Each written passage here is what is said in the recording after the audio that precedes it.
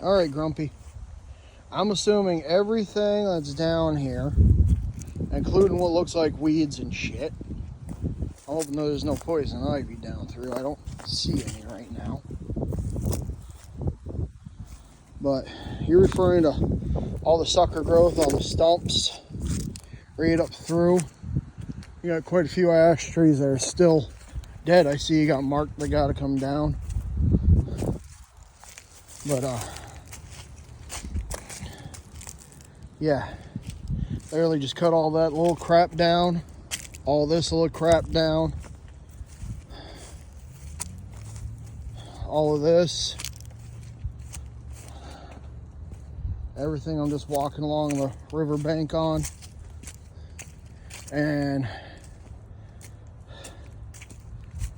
I like how the ash tree got stuck there. Yeah. There's a lot of Krapinski here, Mikey. You gotta bring in the brush cutting blade. Basically a weed eater with a buzz saw on the end of it to cut everything down. And go up and down. I'm gonna cut it off here, if not I won't be able to send you the video.